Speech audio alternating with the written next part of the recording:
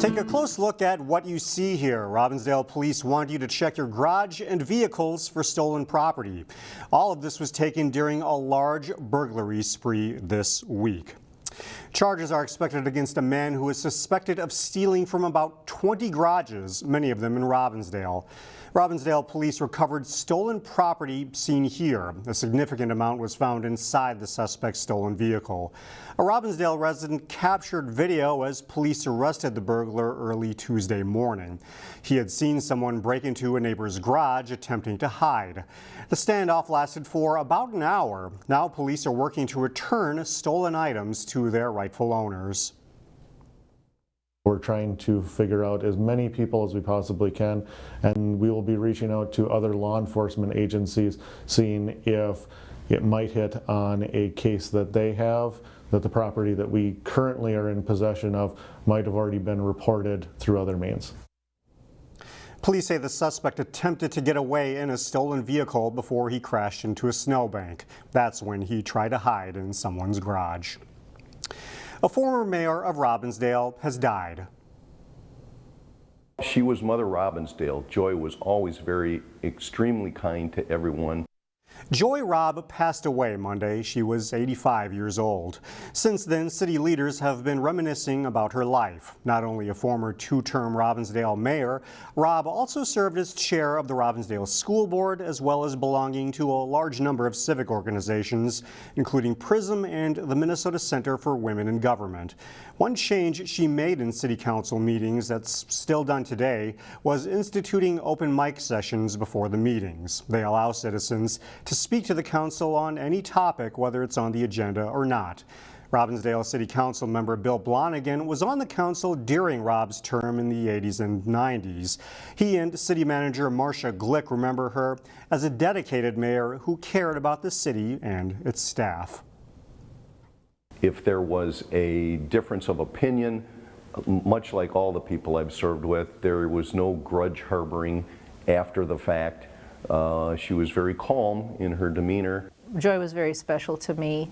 When I had first started in Robbinsdale, she encouraged me to stay in local government and stay put and grow in Robbinsdale and, be a leader the way she was.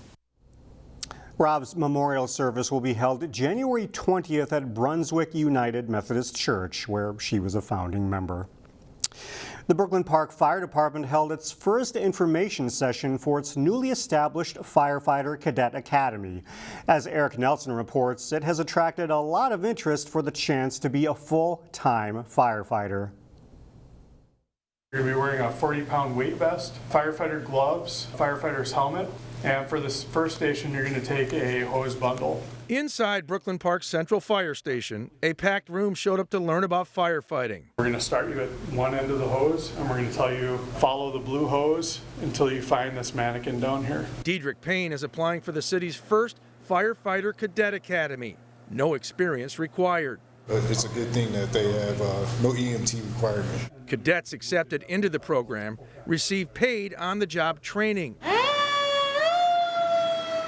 The curriculum focuses on fire response, emergency medical training, and hazardous materials. It actually takes for you to be a public servant to be a firefighter, because that's the big part of the job. You're working with people, potential millionaires, to people that have no jobs at all. Brooklyn Park's department is mostly white and mostly male. I really want to help people. The goal is to become more reflective of the population. The turnout for the Cadet Academy was diverse. Payne thinks he can be someone kids look up to. For them to get to see some firefighters that are African American, some women firefighters. In Brooklyn Park, I'm Eric Nelson, CCX News. She is successful in the classroom and on the basketball and volleyball courts. Maranatha Christian Academy senior Olivia Moore isn't afraid to take on a challenge. And as Sonia Goins explains in this week's Standout Student, there's one thing she incorporates into everything she does. So what are the asymptotes? Math is Olivia Moore's favorite subject. She says she likes advanced placement calculus. X equals 0 and Y equals 0. Because it's challenging. Solving a problem is just like I got it, finally. And it's just the struggle to get there and then finally getting there. I love that feeling. You stretch it. She's putting those math skills to good use. She's treasurer for the student council. I just look after the money, making sure we're staying positive, we're getting money in, and we're always giving it back to the students any way we can through different programs and stuff. So the cost. Olivia is social and very active in her school community. The Maple Grove resident has been part of the Spanish Honor Society. You can see the wheels, how they can go sideways too. And she was on the robotics team last year when they won state and went to the world competition. Yeah, they're hard. The National Honor Society student also finds time to participate in sports. She's on the basketball and volleyball teams. You just have to work hard. Protecting the earth is also a top priority. They were so appreciative of everything that God had given them. The president of the Recycling and Composting Club says she's very passionate about the environment. I know nowadays the environment and stuff like that can be a touchy subject, but I think we are stewards of the earth because God has told us to do that. My nerves just left me. Olivia says she wouldn't be able to do any of these things without her faith. And I need to be living it for God. Her senior speech is based on her love for God. Feeling the love of people who don't have many earthly possessions has made me more grateful for everything God has given me. Sonia Goins, CCX News. Olivia wants to go into finance after she graduates, but she hasn't decided on which college she'll attend in the fall.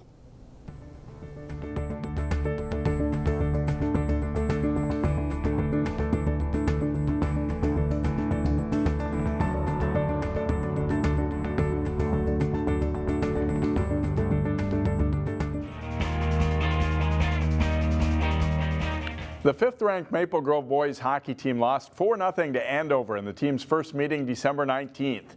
The Crimson took a second shot at the Huskies Tuesday at Maple Grove. It's scoreless through 1 early in the second. Andover's Gunnar Thorson on a breakaway, but Crimson goalie Parker Slotsby denies him. But a short time later, the Huskies draw first blood. Gavin DeBettingness to Nate Bauer for the goal. Later in the second, Mitchell Wolf buries a one-timer for an Andover power play goal. Then 10 seconds into period number 3, Garrett Shifsky gives the Huskies a 3-0 lead. Shifsky adds one more goal, and Andover beats Maple Grove 4-0. The Breck girls hockey team scored a big win earlier this month when they knocked off previously unbeaten Andover, the top-ranked team in Class AA. But they hadn't beaten rival Blake in over 4 years. The Mustangs trying to end that losing streak against the Bears Tuesday night. The Mustangs' Ali Qualley with a breakout pass to Olivia Mobley, and the senior makes a nice move to beat the defender, and then the Bears goalie to score her 33rd of the season. Breck is up 1-0, just 3:19 into the game. It's the first of 2 for Mobley. After the Bears tie it at 1, Blake's Susie Higuchi skates into the Breck zone and slides a backhander into the net as the Bears take a 2-1 lead after 1 period. 2 the second, and the Mustangs tie it up. Josie Lang's shot from the point is redirected and then banged in by Sadie Lindsay, and it's a 2-2 game. This game goes back and forth all night. Early in the third, Mobley threads a great pass ahead to Qualley, who goes in alone to score on a breakaway. Her 4th goal in the past 3 games makes it 4-3 Breck. And Mustangs freshman goalie Sarah Peterson preserves the lead. She makes 36 saves as Breck breaks its 9-game losing streak to Blake with a 4-3 win. It's unbelievable. We've gone 5 years, I think, without beating them. It was a great team win. First period we came out a little flat, but we were able to battle back in the second and third period, keep the momentum up. We stayed positive in the locker room, which was awesome for our confidence throughout the game. But yeah, it's unreal. The Maple Grove boys basketball team is quietly putting together another strong season. The Crimson were shooting for their 4th straight win and 9th overall when they played host to Blaine.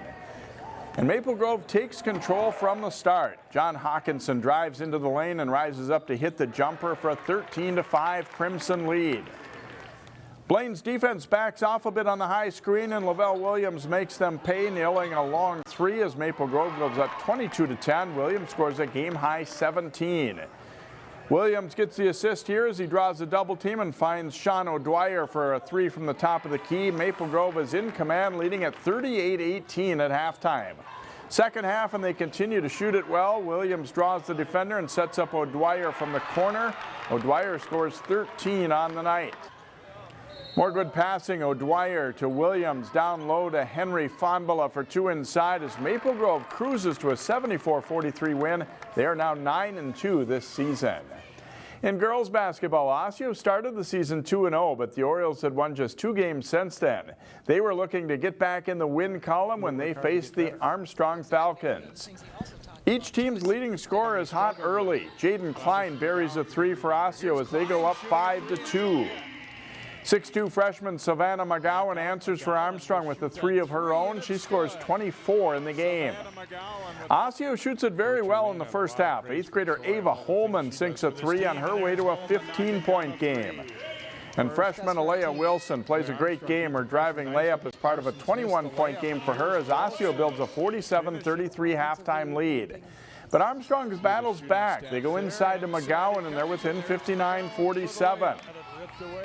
Carly Fisher takes it all the way for the layup, but Armstrong cuts the lead to single digits at 61-53. But that's as close as they get. Klein scores 23, and the Orioles win at 77-58. They host Champlain Park Friday.